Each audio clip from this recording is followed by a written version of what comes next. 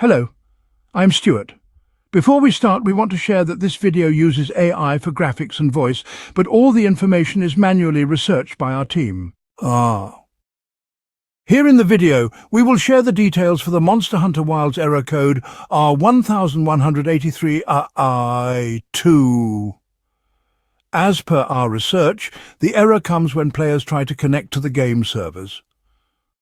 Some users shared that they get disconnected within minutes or can't connect at all, especially after a recent update. According to our research, this error is likely related to server issues or temporary connection problems. First, just keep trying to connect.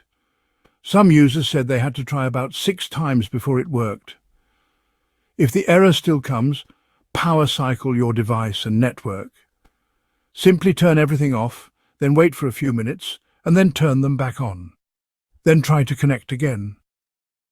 If the issue still continues, check if your Steam client or the game itself needs an update.